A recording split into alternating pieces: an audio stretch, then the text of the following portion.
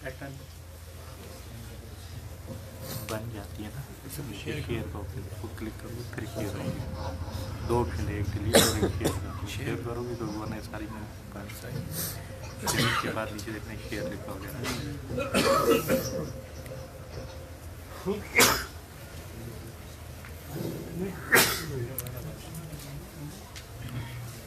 तमाम साथी दुरूद शरीफ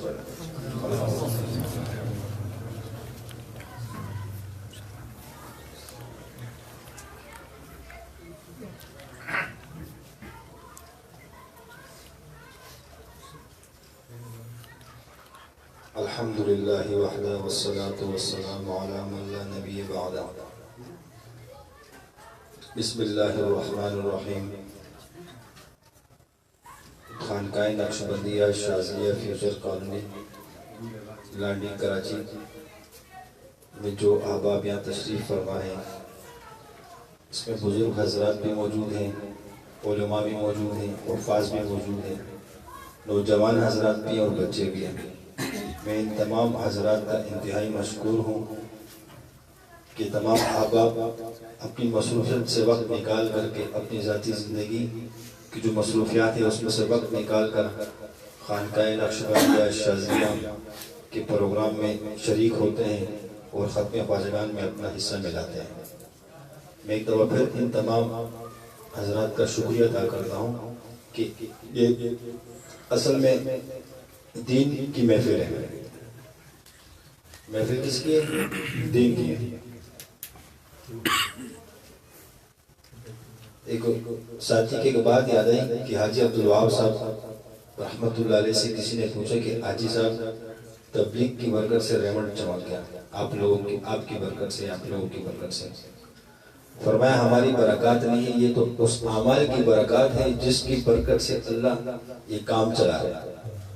अगर ये अमाल एक पहाड़ पर शुरू कर दिया जाए तो अल्लाह उस पहाड़ को भी चमका दे। तो यहाँ जो महफिल है इसमें जाती किसी का कोई कमाल नहीं, सब अल्लाह का फजल है। अल्लाह तबारक व तआला का इंतहाई खास फजल है हम सब पर।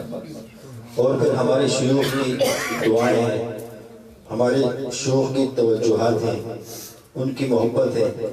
अल्लाह तबारक व तआला ने हमारे शयूख के दिलों में हम सब की मोहब्बत को पैदा फरमाया है। बेपनाह हमसे मोहब्बत करते हैं, दुआएं करते हैं, रात दिन रोते हैं, अपने एक एक सिलसिले के मुरीद के लिए, तमाम अहबाब के लिए दुआएं करते हैं। तो हमारे शयूख हजरात की जो है वो दुआओं का समरा है। असल में बात है कि दीन किसी की जात के साथ मंसूब नहीं है। दीन का काम जो भी करेगा उसकी बरकत से अल्लाह उसको दुनिया में भी चमकाएगा और आखिरत में भी चमकाएगा। तो यहाँ जो खत्म ख्वाजगान की जो महफिल होती है, यहाँ जिक्र व अस्कार किया जाता है, ये उस जिक्र व अस्कार की बरकत है जिससे मैं भी मुस्तफीज़ हो रहा हूँ और यहाँ जितने भी अहबाब बैठे हम सब उस जिक्र की बरकत से मुस्तफीज़ हो रहे हैं। हमारी जाती कोई कमाल किसी का नहीं, जाती कमाल किसी का कोई नहीं, ये सब अल्लाह का खास फजल है, सब अल्लाह का खास फजल है। मुसलमान क्या है? जिसने कलमा पढ़ा ला इलाहा इल्लल्लाह मुहम्मदुर रसूलुल्लाह, ये इस्लाम में दाखिल हो गया, मुसलमान हो गया। जिंदगी में एक मरतबा इस कलमे को पढ़ना तो फर्ज है। अब आप अलैहिस्सलाम ने फरमाया जिसका मफ़हूम है अपने ईमान की तजदीद किया करो। सहाबा ने पूछा या रसूलल्लाह तजदीद किसे कहते हैं? आप अलैहिस्सलाम ने फरमाया कि कसरत से पढ़ो ला इलाहा इल्लल्लाह, इससे ईमान ताज़ा होता है। हज़रत शेखुल हदीस दाऊद रहमतुल्लाह अलैह, मौलाना ज़करिया रहमतुल्लाह अलैह, अपने फ़ज़ाइल माल के अंदर लिखा है कि ईमान भी पुराना हो जाता है, जैसे कपड़ा पुराना हो जाता है तो ईमान भी पुराना हो जाता है। जब इस कलमे के जिक्र को करते हैं तो अल्लाह पाक उस ईमान के अंदर ताजगी पैदा फरमा देते हैं, उस ईमान को अल्लाह तक़वियत अता फरमाते हैं, वो ईमान ताज़ा हो जाता है। हदीस का मफ़हूम है कि अल्लाह की ज़ात आली से कुर्ब हासिल करने का जो जिक्र है, जो कलमा है, वो ला इलाहा इल्लल्लाह है। हदीस का मफ़हूम है कि सबसे अफज़ल तरीन जिक्र क्या है? ला इलाहा इल्लल्लाह। फ़ज़ाइल आमाल के अंदर हदीस मौजूद है, फरमाया कि जो सुबह और शाम 100 मरतबा ला इलाहा इल्लल्लाह पढ़ता है, जब वो उसका इंतकाल होगा उसका चेहरा जो होगा चौथी की चांद की तरह रोशन होगा। اور جب اس کو قبر سے اٹھایا جائے گا قیامت کے روز تو اس کا چہرہ جو ہے وہ چودھے کی چاند کی طرف چمک رہا ہوگا. اور حدیث کا مفہوم ہے جس کا پہلا کلمہ اور آخری کلمہ لا الہ الا اللہ ہو، 1000 سال بھی یہ زندہ رہا تو اس سے کسی گناہ کا مطالبہ نہیں کیا جائے گا. اس کلمے کی برکات ہے. موسیٰ علیہ السلام کا واقعہ تو مشہور ہے کہ اللہ مجھے خاص ذکر عطا فرمائیے. اللہ تبارک و تعالیٰ نے فرمایا موسیٰ لا الہ الا اللہ پڑھا. فرمایا اے اللہ مجھ سے پہلے جو انبیاء ہیں وہ بھی اس کلمے کو پڑھتے تھے، تمام امت اس کلمے کو پڑھتے تھے. یا اللہ میں تو کلیم اللہ ہوں، کوئی خاص. تو اللہ تبارک و تعالیٰ نے ارشاد فرمایا اے موسیٰ ساتوں آسمانوں کو، ساتوں زمینوں کو اور اس کے اندر جتنے سمندر ہیں، درخت ہیں، پہاڑ ہیں، پوری کائنات کو ترازو کے ایک پلڑے میں رکھ دیا جائے اور دوسرے پلڑے میں اس کلمے کو رکھ دیا جائے تو یہ کلمے والا پلڑا بھاری ہوگا. یعنی اتنا عظیم کلمہ ہے. حدیث کا مفہوم ہے جب ایک مرتبہ کوئی شخص پڑھتا ہے لا الہ الا اللہ، اللہ کے عرش کے پاس ایک ستون ہے وہ ہلنے لگتا ہے. تو اللہ تبارک و تعالیٰ ارشاد پوچھتے ہیں، فرشتے پوچھتے ہیں اے اللہ، اللہ تبارک و تعالیٰ اس ستون سے پوچھتے ہیں کیوں ہل رہا ہے؟ اللہ تو جانتا ہے، پوچھتے ہیں. تو ستون عرض کرتا ہے اے اللہ دنیا میں فلاں شخص سے اس کلمے کو پڑھا، آپ نے اس کی مغفرت نہیں فرمائی. تو اللہ تبارک و تعالیٰ فرماتے ہیں میں نے اس کی مغفرت کر دی. یہ ہے لا الہ الا اللہ. اس کلمے کا یقین آ جائے. اصل مقصد ہے اس کلمے کے ساتھ ہمارا تعلق بن جائے، ہمارے دل کے اندر اس کلمے کا نور داخل ہو جائے، ہمارا دل صاف ہو جائے. دن بھر ہم کتنے گناہ کرتے رہتے ہیں، یہ ہر شخص سے اپنے گریبان کے اندر جھانک کر کے دیکھنے کی بات ہے. کسی پہ کوئی الزام نہیں لگا سکتے. ہم اپنے گریبانوں کے اندر خود جھانک کر کے دیکھیں کہ میں صبح سے لے کر شام تک رات کو سونے سے پہلے کتنے گناہ کرتا ہوں، گناہ صغیرہ گناہ کبیرہ کتنا کرتا ہوں. تو ہر کسی کو اپنی حیثیت معلوم ہے کہ آج میں نے بدنظری کتنی کی، آج میں نے جھوٹ کتنا بولا، آج میں نے غیبت کتنی کی، آج میں نے اپنے بھائی کا دل دکھایا، آج کسی کے ساتھ ظلم کیا، آج کسی کے ساتھ زیادتی کی. تو کسی پر انگلی اٹھانے کی ضرورت نہیں ہے. ہم اپنے گریبانوں میں خود جھانک کر کے دیکھیں کہ ہم نے کیا کیا. ہم اپنے گریبانوں کے اندر خود جھانک کر کے دیکھیں. تو اس کلمے کی برکت سے اللہ مغفرت بھی فرماتے ہیں، دلوں کو صاف کر دیتے ہیں. جب یہ کلمہ پڑھیں گے جب ہم گناہوں سے بھرے ہوئے ہیں، جب ہم اس کلمے کو کثرت سے پڑھیں گے تو اللہ تبارک و تعالیٰ ہمارے دلوں کو صاف فرما دیں گے. جب یہ صاف ہو جائے گا تو اللہ تبارک و تعالیٰ اس میں نور داخل فرما دیں گے. کلمے کا اللہ کی محبت داخل ہو جائے گی اس دل کے اندر. آج میرے اور آپ کے دل کے اندر اللہ کی ذات یعنی نہیں بستی. ہمارے دلوں کے اندر تو دنیا بستی ہے، دنیا کا مال بس رہا ہے، عیش و عشرت ہو جائے، دنیا کی تمام سہولیات ہمیں حاصل ہو جائے، بڑی گاڑی آ جائے، بڑی کوٹھی آ جائے، بینک بیلنس ہو جائے. آج میرے اور آپ کے دل کے اندر اس چیز کی محبت ہے. میرے اور آپ کے دل کے اندر اللہ کی ذات عالی کی محبت نہیں ہے، اللہ کی ذات عالی کی محبت نہیں ہے. تو اس کلمے کو اتنا پڑھیں کہ اللہ کی ذات عالی کو رحم آ جائے اور اس کلمے کا نور ہمارے دلوں کے اندر اللہ تبارک و تعالیٰ داخل فرمائے اور ہمارا دل یہ صاف ہو جائے. کیا ہو جائے؟ صاف ہو جائے. آج میرے اور آپ کے دلوں کے اندر دنیا کی تمام چیزیں بس رہی ہیں. ایک ذات جو ہے اللہ کی ذات جس کو ہم نے اپنے دل کے اندر جگہ نہیں دی. ہم نے اپنی بیگم کو جگہ دی ہے، اپنی اولاد کو جگہ دی ہے، رشتہ داروں کو جگہ دی ہے، دوست احباب کو جگہ دی ہے، دنیا کی آرائشوں کو دل کے اندر جگہ دی ہے، لیکن اس ذات کو ہم نے اپنے دل کے اندر جگہ نہیں دی. حالانکہ اللہ تبارک و تعالیٰ فرماتے ہیں، حدیث قدسی کا مفہوم ہے کہ میری ذات نہ زمینوں میں سماتی ہے نہ آسمانوں میں سماتی ہے، میری ذات مومن کے دل کے اندر میں رہتا ہوں. کس کے اندر؟ میں مومن کے دل کے اندر رہتا ہوں. یہ دل تو اللہ کی رہنے کی جگہ ہے. آج ہم نے اس دل کے اندر دنیا کی تمام چیزوں کو ڈال دیا. اس اللہ کی ذات عالی کو ہم نے اپنے دل سے محروم کر دیا. آج ہمارے دل کے اندر دنیا کی محبت پڑی ہوئی. حدیث کا مفہوم ہے کہ اللہ تبارک و تعالیٰ فرماتے ہیں کہ میں انسان کے شارک سے بھی زیادہ قریب ہوں کیا ہم نے کبھی اس کو محسوس کیا کہ اللہ کی ذاتی علی میرے قریب ہے؟ ہم پہ جب کوئی مسائل آتے ہیں ہم اعمال کی طرف نہیں جاتے ہیں، اب مخلوق کی طرف دوڑنا شروع کر دیتے ہیں۔ کس کی طرف؟ مخلوق کی طرف ہماری توجہات لگ جاتی ہیں۔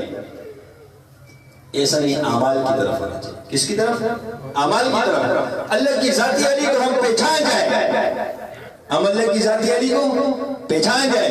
اللہ تبارک و تعالیٰ قرآن کے اندر فرماتے ہیں اے میرے بندے تو دیکھ تو صحیح تجھے میں نے کس ترتیب سے پیدا کیا۔ تو ایک نطفہ تھا، ماں کے پیٹ کے رحم میں نطفہ گیا، اس سے اللہ نے جو ہے نا لوتھڑا بنایا، دل بنایا، وہ دھڑکنے لگا۔ اور میڈیکل سائنس کہتی ہے کہ انسان کا سب سے پہلے دل بنتا ہے۔ کیا بنتا ہے؟ وجود کا کوئی حصہ نہیں، سب سے پہلے دل بنتا ہے، وہ دھڑکا ہوتا ہے۔ سب سے پہلے اللہ فرماتے ہیں کہ انسان کے نطفے سے اللہ نے ایک لوتھڑا بنا، اس کے بعد اس کے اوپر ہڈیاں آنی شروع ہو گئی، ہڈی کے بعد اس کے اوپر گوشت ہونا شروع ہو گیا، پھر وہ اللہ نے اس کی خوبصورت سی شکل بنا دی۔ اب سوچنے کی بات ہے، نطفہ ایک قطرہ، ایک چھوٹا سے قطرہ نطفے کا، اس سے اللہ تبارک و تعالیٰ نے کیسے انسان کو پیدا فرما دیا۔ اس کی آنکھیں، اس کے اندر ہڈی، وہ نطفہ ہڈی کیسے بن گیا، وہ نطفہ بال کیسے بن گیا، وہ نطفہ ناخون کیسے بن گیا، اس کے اندر یہ پوری مشینری کیسے فٹ ہو گئی، پھیپھڑے کیسے بن گئے، کلیجہ کیسے بن گیا، گردہ کیسے بن گیا۔ تو یہ غور کرنے کی بات ہے کہ اللہ تبارک و تعالیٰ اس چیز پر قادر ہے کہ وہ کتنے اندھیریوں کے اندر ایسے خوبصورت انسان کو پیدا فرماتا ہے۔ اور یہ انسان جب باہر نکلتا ہے آئے ہائے آنے کے ساتھ تو اللہ نے اس کو جاہل پیدا کیا، جاہل پیدا کیا، کسی چیز کا علم نہیں ہے۔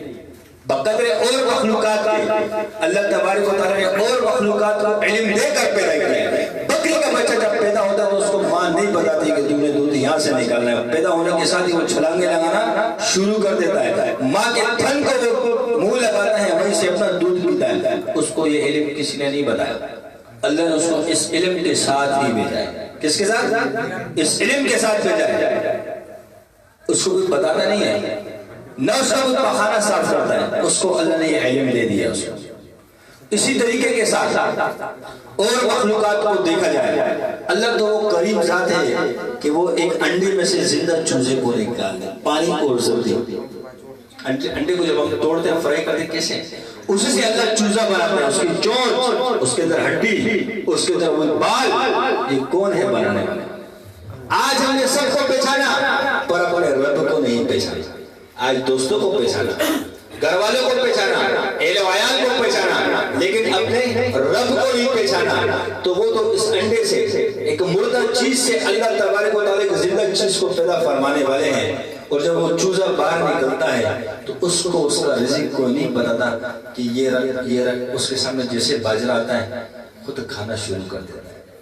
نہ اس کی ماں اس کو بتاتی ہے، نہ اس کی ماں نوالا بنا کے اس کے منہ کے اندر ڈالتی ہے۔ تو ہر چیز اپنے علم کے ساتھ اللہ نے پیدا فرمائی ہے۔ شیر اس کے سامنے گھاس ہو تو کبھی نہیں کھائے گا، کیوں؟ اس کو پتہ یہ میری خوراک نہیں ہے۔ یہ نہیں کہ غلطی ہو گئی، ہم تو کہتے ہیں اللہ نے حکم لگا دیا یہ چیز حرام ہے، ہم تب بھی منہ مارتے ہیں، لیکن شیر کو پتہ ہے کہ یہ میری خوراک نہیں ہے، مر جائے گا، گھاس کو کبھی منہ نہیں لگائے گا۔ جس جانور کے اندر خوراک گھاس بنا دی، مر تو جائیں گے لیکن کبھی وہ گوشت کی طرف منہ نہیں لگائیں گے۔ اب وہ اپنے علم کے مطابق چل رہے ہوتے ہیں۔ میں اور آپ دنیا میں وجود لے کر آئے تو ہم ایک علم لے کر آئے، رونا۔ کیا؟ رونا۔ جب بچہ پیدا ہوتا ہے، جب بچہ پیدا ہو جائے اور جب دائی اس کو کھاتی ہے، پکڑتی ہے، جب بچہ رونے لگتا ہے تو ماں بھی خوش ہو جاتی ہے، دائی بھی خوش ہو جاتی ہے، سارے خوش ہو جاتے ہیں۔ اور خدا نہ خاصہ بچہ جب روئے سارے پریشان ہو جاتے ہیں کہ یہ روئے کیا۔ تو کیا رونا؟ اب یہ بچہ اپنے مسائل کس طرح حل کرواتا ہے؟ بول کے نہیں، رونے کے ذریعے سے اپنے سارے مسائل حل کرواتا ہے۔ اب اس کے پاس علم نہیں ہے کہ میں نے دودھ کس طرح پینا ہے، میں نے پکانا کس طرح کرنا ہے، میں نے کپڑے کس طرح پہننے ہیں۔ تو اس کی ماں اس کو دودھ بھی پلاتی ہے، اس کو کپڑے بھی پہناتی ہے، جب یہ پخانا پوٹی کرتا ہے تو اس کی ماں اس کو دھوتی بھی ہے، اور جب اس کو بھوک لگتی ہے تو یہ ایک جو ہنر اپنے ساتھ لے کر آیا رونے کا تو فوراً یہ رونا شروع کر دیتا ہے، تو ماں کا دل بے چین بے قرار ہو جاتا ہے کہ کیا وجہ ہے میرا بیٹا کیوں رو رہا ہے، تو اس کو اپنے سینے سے لگاتی ہے، جب وہ دودھ پیتا ہے پیٹ بھر جاتے تو رونا اس کا بند ہو جاتا۔ رات کو جب وہ روتا ہے تو ماں پریشان ہو جاتی ہے کہ بچے کے ساتھ کیا مسئلہ ہو گیا، وہ دودھ پلاتی ہے وہ دودھ نہیں پیتا تو سمجھ جاتی ہے کہ یہ بھوکا نہیں، اس کے ساتھ کوئی اور مسئلہ ہے، پھر اس کو مالش کی جاتی ہے کہ اس کے پیٹ میں درد تو نہیں ہو رہا، کوئی مروڑ تو نہیں آ رہی ہے، ہر حربے استعمال کیے جاتے ہیں۔ یہ بچہ اپنے رونے کے ذریعے سے اپنے مسائل کو حل کرواتا ہے، لیکن اس کے پاس علم نہیں ہے بچے کے پاس۔ اس کو بولنا ماں باپ سکھاتے ہیں، اس کو چلنا انگلی سے پکڑ کے چلنا ماں باپ سکھاتے ہیں، اس کو بیٹا ماں باپ سکھاتے ہیں، اس کی ساری تربیت کون کرتا ہے؟ ماں باپ کرتے ہیں۔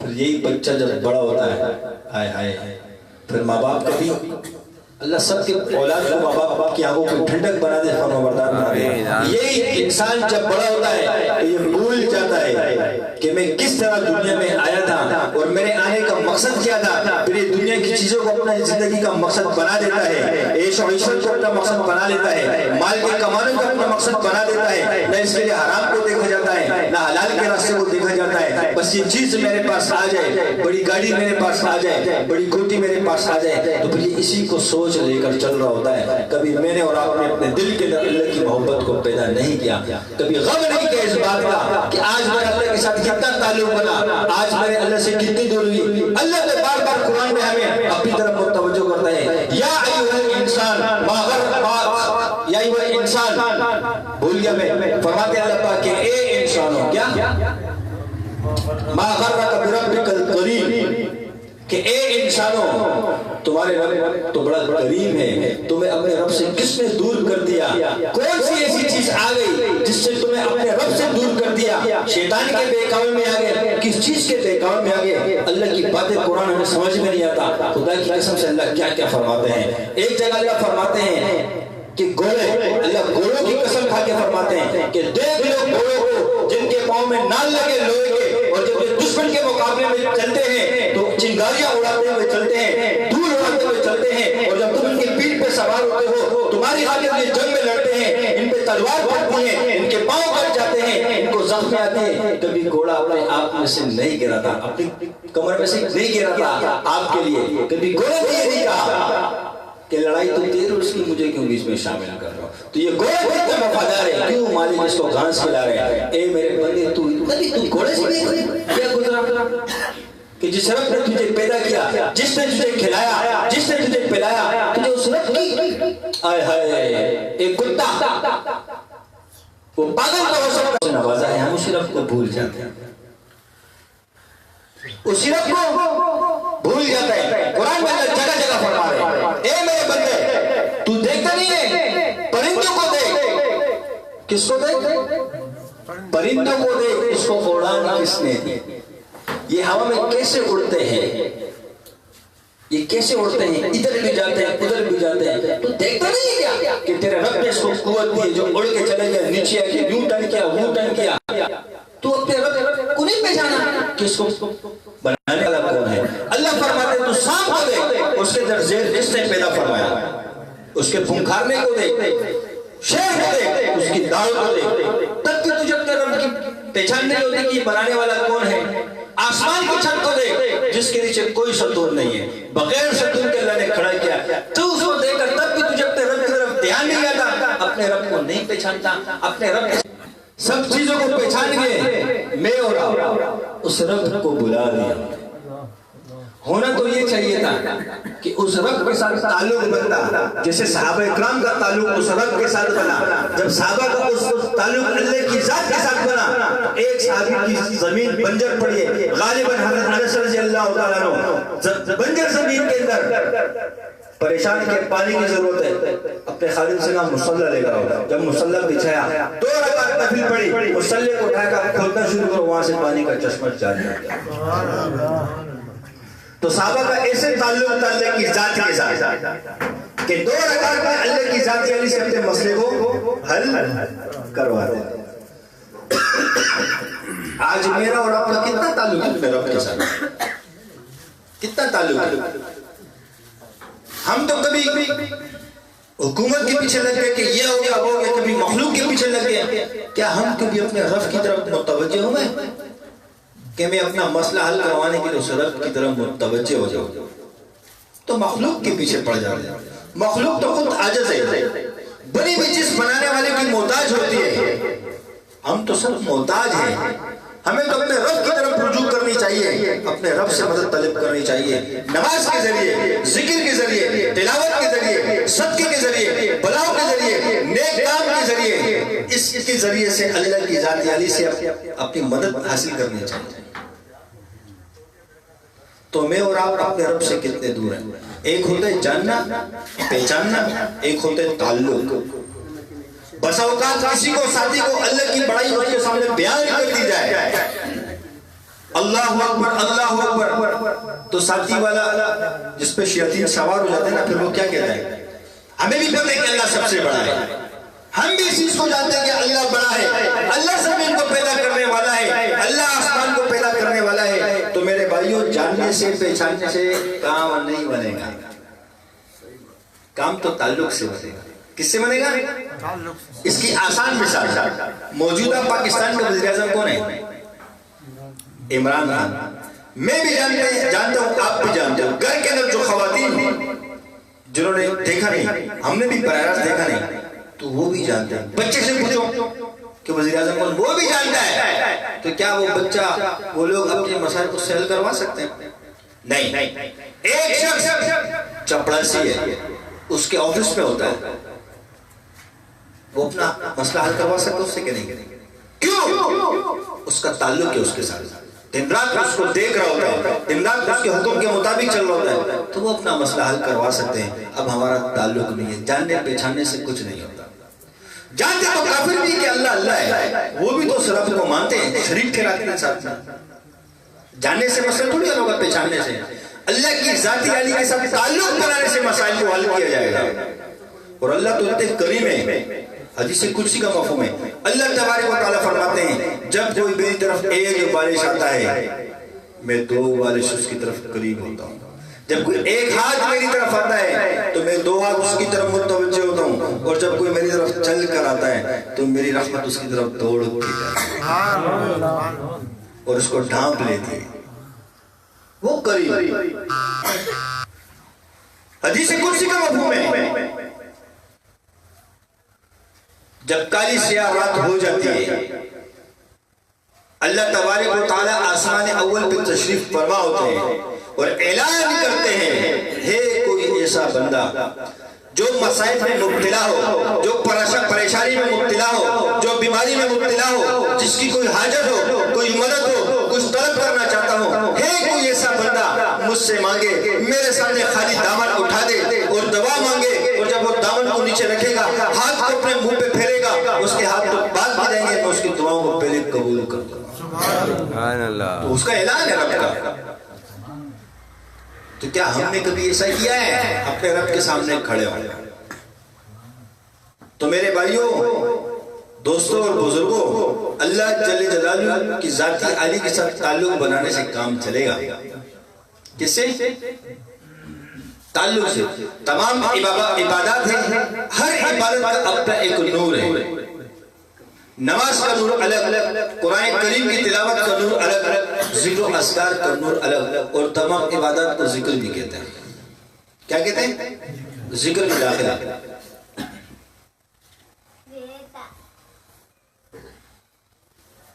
ذکر کی بات آتی ہے تو ہم کہتے ہیں ہم بڑے مصروف ہیں. میرے شیخ و مرشد سید الزمان نقشبندی شاذلی دامت برکاتہ العالیہ فرماتے ہیں, ذکر کرنا تو اس شخص کا کام ہے جو مصروف ہوتا ہے. فارغ آدمی کا کام نہیں ذکر کرنا, مصروف آدمی کا کام ہے ذکر کرنا. فارغ آدمی جو ہوتا ہے وہ تو لمبی لمبی رکعتیں پڑھتا ہے, تہجد پڑھتا ہے. ذکر کرنا تو مصروف ترین آدمی کا کام ہے, اور ہم کہتے ہیں ذکر کے لیے ٹائم نکالیں گے. جب ٹائم نکلے گا پھر تو آپ علم کی طرف جاؤ, نماز میں کھڑے ہو جاؤ, اللہ کے سامنے کھڑے ہو جاؤ. ہاں اب آپ کو ٹائم نہیں مل رہا, اس دوران اللہ کا ذکر کرو. آج ہم سے ذکر نہیں ہوتا. ذکر سے اللہ جل شانہ کا تعلق نصیب ہوتا ہے. کیا ہوتا ہے؟ فضائل اعمال کے اندر ایک حدیث موجود ہے کہ آپ علیہ الصلوۃ والسلام نے فرمایا جس کا مفہوم ہے فرمایا کہ قیامت کے روز ایک منادی یعنی اعلان کرنے والا اعلان کرے گا کہ آج عقل مند لوگ کہاں ہیں. وہ عقل مند لوگ کہاں ہیں؟ تو کوئی عرض کرے گا کہ عقل مندوں سے کون مراد؟ فرمایا عقل مندوں سے وہ مراد جو صبح اور شام اٹھتے بیٹھتے چلتے پھرتے اپنے رب کا ذکر کیا کرتے تھے. اس کے بعد ان لوگوں کو اکٹھا کیا جائے گا, ان کے لیے ایک جھنڈا بنا دیا جائے گا اور ان سے کہا جائے گا کہ جنت کے جس دروازے چاہو داخل ہو جاؤ. تو یہ تو ذکر کے ساتھ ہے. ذاکرین کے لیے تو اللہ نے ایک دروازہ خاص بنایا ہے. کیا بنایا ہے؟ ایک خاص دروازہ بنایا ہے. جنت کے 8 دروازے ہیں, ایک ذاکرین کے لیے مخصوص دروازے اللہ نے ایک مخصوص کر دیا کہ ذاکرین کے لیے, اور ذاکرین کو اختیار ہوگا کہ جس دروازے سے چاہے جنت کے وہ داخل ہو جائے. فضائل اعمال کے اندر ایک اور حدیث موجود ہے. اکثر میں یہ ساتھیوں کے سامنے پیش کرتا ہوں, خود بھی پیش کرتا ہوں تاکہ میری بھی اصلاح ہو, آپ کی بھی, میرا بھی جذبہ بڑھے, آپ کو بھی جذبہ بڑھے. وہ ہمارا راشد بھائی فرماتے ہیں نا کہ بولنے والے کے کان زیادہ قریب ہوتے وہ زیادہ محتاج ہوتا ہے. حدیث کا مفہوم کچھ اس طرح سے کہ قرآن کریم کی آیات نازل ہوئی. فضائل اعمال سامنے پڑے دکھا سکتا ہوں. تو آپ علیہ الصلوۃ والسلام کو اللہ پاک فرما رہے ہیں قرآن کریم میں آیات جو نازل ہوئی اس کا ترجمہ مفہوم اس طرح سے, اے نبی جی آپ اپنے آپ کو, کس کو مخاطب کیا جا رہا ہے؟ آپ علیہ الصلوۃ والسلام کو. اے نبی جی آپ اپنے آپ کو صبح اور شام ان لوگوں کے پاس بیٹھنے کا پابند کیجئے. اے نبی جی آپ اپنے آپ کو ان لوگوں کے پاس بیٹھنے کا پابند کیجئے جو صبح اور شام اپنے رب کو پکارتے ہیں, اپنے رب کا ذکر کرتے ہیں. سبحان اللہ, سبحان اللہ. کس کو حکم کیا جا رہا ہے کہ کہاں جا کر بیٹھو؟ کس کو؟ آپ علیہ الصلوۃ والسلام سے اللہ تبارک و تعالیٰ فرما رہے ہیں. تو آپ علیہ الصلوۃ والسلام نکلے, ایک مسجد میں پہنچے, وہاں دیکھا صحابہ کی جماعت بیٹھی ہے. تو آپ علیہ الصلوۃ والسلام نے پوچھا کیا کر رہے تھے؟ تو صحابہ نے فرمایا یا رسول اللہ ہم اپنے رب کو پکار رہے تھے, اپنے رب کا ذکر کر رہے تھے.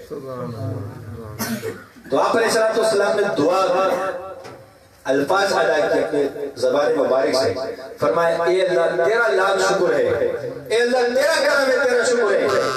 اے اللہ آپ نے میری زندگی میں ایسے لوگوں کو پیدا فرما دیا ہے جس کے بارے میں مجھے حکم کیا جا رہا ہے کہ ان کے پاس جا کر بیٹھو. یہ خانقاہوں کی فضیلت کری ہے. تو یہاں پہ آنا تو سعادت کی بات ہے, ذکر کے مجلس میں آنا ہے. کیوں اس مجلس میں بیٹھنے کے لیے کس کو حکم کیا جا رہا ہے؟ کہاں جاؤ؟ کس کو حکم کیا جا رہا ہے؟ آپ علیہ الصلوۃ والسلام کو. چلو فضائل اعمال اٹھا کے پڑھ لو. حضرت شیخ صاحب نے خانقاہوں کے بارے میں کیا لکھا ہے؟ مولانا زکریا رحمۃ اللہ علیہ فرماتے ہیں میرا دل چاہتا ہے کہ ہر جگہ خانقاہ ہو. مسجد بھی ہماری خانقاہ ہو, وہاں بھی اللہ کا ذکر چل رہا ہو, ہمارا گھر بھی ہماری خانقاہ بن جائے, راستہ بھی ہماری خانقاہ بن جائے, ہر جگہ خانقاہ بن جائے, ہر جگہ اللہ کا ذکر کیا جائے. کون فرما رہے ہیں؟ مولانا زکریا رحمۃ اللہ علیہ. لکھا ہے فرمایا وہ لوگ جو خانقاہوں کو برا بھلا کہتے ہیں کل قیامت کے روز دیکھ لیں گے کہ یہ بوریوں پر بیٹھنے والے کیا کچھ کما کر کے لے گئے. ان کو اس وقت پتہ چلے گا کہ ہم تو پیچھے باتیں کرتے تھے, کیا کچھ کما کر کے لے گئے. تو یہ خانقاہوں کی فضیلت فضائل عمل بڑا پڑا ہے. پورا فضائل ذکر اٹھا کے پڑھ لو, پورا پڑا ہے. مولانا الیاس رحمۃ اللہ علیہ وہی پر ایک چیز سے اس پہ لگا لگا. مولانا الیاس رحمۃ اللہ علیہ کے ملفوظات میں فرمایا جو ساتھی اپنے ذکر کے لیے وقت کو طے نہ کرے, ایک مقرر نہ کرے, تو تبلیغ کے کام میں جڑ ہی نہیں سکتا. مولانا الیاس رحمۃ اللہ کے ملفوظات ہیں, میرے نہیں ہیں. آج ریوٹ کہ اللہ حفاظت کس کی برکت سے کر رہے ہیں؟ کس چیز کی برکت سے کر رہے ہیں؟ ذکر کی برکت سے. اب بولو ذکر کیسے؟ وہاں تو آرٹی میں جمعہ آنا اور جانا ہوتا ہے. وہاں 24 گھنٹے میرے بھائیو ذکر اور دعاؤں میں جماعتیں بیٹھی ہوتی ہیں جو نہ بیان میں بیٹھتے ہیں نہ تشکیل میں جاتے ہیں، جب تک ان کی خدمت اس چیز میں، اس شعبے میں ذکر اور دعا میں فرض نماز پڑھی، نماز پڑھنے کے بعد آگے بیٹھ کے جماعت میں ہر دن 24 گھنٹے ذکر ہی ذکر اللہ کا چل رہا ہے، اس ذکر کی برکت سے اللہ حفاظت فرماتے کہ نہیں فرماتے؟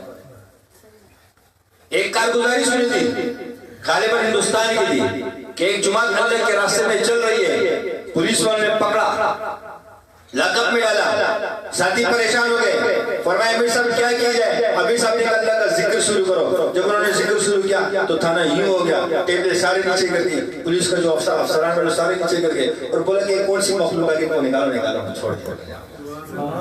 ذکر کی برکت سے، اس کی برکت سے، ذکر کی برکت سے آج ہمیں ذکر کی اہمیت کا پتہ نہیں۔ اللہ نے ابراہیم علیہ السلام نبی کیا، جو نبی کی بات پر ابراہیم علیہ السلام کون ہے؟ خلیل اللہ، کون؟ خلیل اللہ۔ آگ میں اللہ نے کس کے ذریعے حفاظت کی؟ ذکر اللہ نے ذریعہ بنایا، حسبنا اللہ و نعم الوکیل۔ کیا پڑھتے رہے آگ میں؟ یونس علیہ السلام کی طرف آ جا، اللہ نے کس چیز کی برکت سے حفاظت کی؟ مچھلی کے پیٹ میں 40 دن رہے۔ کیا پڑھ رہے تھے؟ لا الہ الا انت سبحانک انی کنت من الظالمین، آیات کریمہ کی تلاوت کی جا رہی ہے۔ بتاؤ ایک شخص 40 دن مچھلی کے پیٹ میں تو وہ کتنا ذکر کرے گا؟ دن رات کرے گا یا بس ایک وقت کیا ختم؟ دن رات کرے گا، دن رات۔ اب آپ علیہ السلام نے نبوت کے اعلان فرمانے سے پہلے غار حرا میں کیوں جاتے تھے، کیا کرتے تھے؟ اب تو نبوت کا اعلان بھی نہیں ہوا، کیا کرتے تھے؟ اللہ کا ذکر کرتے تھے۔ کیا کرتے تھے؟ اللہ کا ذکر کرتے تھے۔ ذکر کی برکت سے جب نبوت کا تاج پہنایا گیا، اب 2 دعوتیں ساتھ دی جا رہی ہے، ذکر کی بھی دعوت دی جا رہی ہے اور ایمان کی طرف بلانے کی دعوت بھی دی جا رہی ہے، دونوں کام ساتھ چل رہے ہیں۔ 13 سال صحابہ نے صرف ذکر کیا ہے، نماز کا کوئی حکم نہیں آیا۔ 13 سال صحابہ نے کیا پڑھا؟ لا الہ الا اللہ، یہ پڑھتے تھے۔ مسجد میں حلقے لگے ہوتے تھے، آپ علیہ السلام مسجد میں گئے، کون سا حلقہ؟ کہ اللہ جو میری زندگی میں آپ نے ایسے لوگوں کو پیدا کیے جو صبح شام ذکر میں مصروف ہیں، مشہور تھے، موجود آپ علیہ السلام کی زندگی میں کہ 13 سال صاحب نے ذکر کیا، پھر اس ذکر کی طرف بلاتے بھی تھے، کلمے کی دعوت بھی دیتے تھے کہ آج اور کلمہ پڑھ لو ہماری طرح بن جاؤ۔ تو ذکر کو حل کرنا سمجھا جائے۔ مولانا صاحب تبھی تو اس کو ذکر کو ڈالیں گے، علم و ذکر تیسرا نمبر ہے تبلیغ کا، اور پہلا نمبر بھی ذکر بھی ہے۔ لا الہ الا اللہ کیا ہے پہلا نمبر؟ ذکر ہے۔ اسی کی برکت سے اللہ کائنات کا نظام چلا رہے، لا الہ الا اللہ کی برکت سے۔ اب کیسے چلا رہے؟ ایک شخص بھی ایمان والا نہیں ہوگا تو اللہ کو دنیا کی پھر ضرورت ہے؟ اللہ کو دنیا کو تباہ کر دے گا۔ ایک مسلمان کی برکت سے اللہ پوری کائنات کے نظام کو چلا رہا ہے۔ کس کی؟ اس کلمے کی برکت سے، کیونکہ وہ کلمے والا ہے، ایمان والا ہے، اسی کی برکت سے پوری کائنات کو چلایا جا رہا ہے۔ کس کی برکت سے؟ اس کلمے کی برکت سے، ذکر کی برکت سے پوری کائنات کا نظام۔ آپ پشاور جانے والی ٹرین میں بیٹھ جاؤ، کوئی مسافر نہ ہو، ایک شخص ہو صرف، وہ ٹکٹ لے لے، بولیں گے بابا تیرے لیے ہم پورے ٹرین کا خرچہ کریں گے؟ بولیں گے نہیں بابا جا، یہ اللہ کی ذات والی ایسی کہ ایک اس کلمے کا پڑھنے والا خدا کی قسم سے رب کائنات پھر بھی کائنات کے نظام کو چلائیں گے اس ایک کی برکت سے۔ اسی سورج کو صبح حکم کیا جائے گا طلوع ہو جاؤ، غروب ہو جاؤ، دن بھی آئے گی، رات بھی آئے گی، موسم بھی آئے گی، ہوائیں بھی چلیں گی، پھل بھی اللہ پیدا فرمائے گا، غلوں کو بھی اللہ جو ہے پیدا فرمائے گا، سمندروں کے نظام کو بھی چلائے گا، اللہ کائنات کے تمام نظام کو چلائے گا اس ایک کلمے پڑھنے والی کی برکت سے۔ آج ہمیں پتہ نہیں کہ اللہ نے ہمیں کتنی بڑی دولت سے نوازا ہے اس کلمے کی برکت سے۔ اب یہ کہ میرا اور آپ کا تعلق اللہ کی ذات کے ساتھ، کس کے ساتھ ہے؟ اللہ کی ذات کے ساتھ۔ تو ہم اس کے لیے اپنے رب کو پکاریں اور اعمال بھی کرتے رہیں۔ لیکن ہر ٹائم ذکر میں مولانا زکریا رحمۃ اللہ علیہ حدیث کی کتنی کتابیں لکھی ہیں، کتابیں بہت ساری لکھی ہیں، جمع کیا حدیثوں کو، امت کے لیے آسانی پیدا فرما دی۔ علماء سے سنا ہے کہ مولانا زکریا رحمۃ اللہ علیہ جب کتاب کو لکھتے تھے اور جب قلم کو چھیننے کا وقت آتا تھا تو اس دوران جب کتاب کا لکھنا رک گیا تو اس دوران بھی اللہ کے ذکر میں لگے جاتے تھے اور یہ فرماتے تھے کہ میرا یہ وقت اللہ کے ذکر سے غفلت میں نہ رہے۔ اکابرین نے ذکر کا اتنا اہتمام کیا۔ مولانا اشرف علی تھانوی رحمۃ اللہ علیہ فرماتے ہیں عالم مشغول، مشغول کس کو کہتے ہیں؟ جو مصروفیت والا ہو، یعنی وہ عالم جو بچوں کو بھی پڑھاتا ہوں، مدرسے میں بھی پڑھاتا ہوں، نمازیں بھی پڑھاتا ہوں، اس عالم مشغول کے لیے مولانا اشرف علی تھانوی رحمۃ اللہ علیہ کیا فرماتے ہیں؟ فرماتے ہیں کہ یہ عالم 24,000 پورے دن میں 24,000 مرتبہ اس میں ذات پڑھے۔ جب پوچھ لو علماء سے، اکابرین تو یہ فرمانے کہ اس میں بھی ذکر کر 24,000 مرتبہ۔ میں اور آپ خوش قسمت ہیں، خدا کی قسم سے ہم اس قابل نہیں ہیں کہ اللہ تبارک و تعالیٰ نے اس علاقے میں خانقاہ دے دی، اسی پیاری فضا، ہم اس کی قدر کریں۔ ایسا نہ ہو کہ ہم سے کوئی ناقدری ہو جائے، اللہ ناراض ہو جائے، اللہ ہم سے کوئی نعمت چھین جائے۔ فرماتے ہیں اللہ قرآن میں فرماتے ہیں جو میری نعمتوں کا شکر ادا کرتا ہے میں اس کی نعمتوں میں برکات ڈال دیتا ہوں، اور جو ناشکری کرتا ہے پھر وہ اللہ لینے میں ٹائم نہیں لگاتا۔ مجھ سے اور آپ سے ناقدری نہ ہو جائے تو بھائی خانقاہیں بھی تربیت گاہیں، یا ہم تربیت کے لیے آتے ہیں، تربیت تو اللہ کرے گا ہماری، ہم کون سی تربیت یافتہ ہیں، ہم کون سی تربیت ہے؟ تو اللہ کے ذکر میں بیٹھیں تو ذکر کے اندر وہ تاثیر موجود ہے کہ وہ گناہ سے بھی روک دے گی، اللہ کے ساتھ تعلق بھی بنا دے گی انشاءاللہ۔ کریں گے نا انشاءاللہ، اجتماعی ذکر کا حلقہ ہوگا، تمام ساتھی قریب قریب آ جائیں۔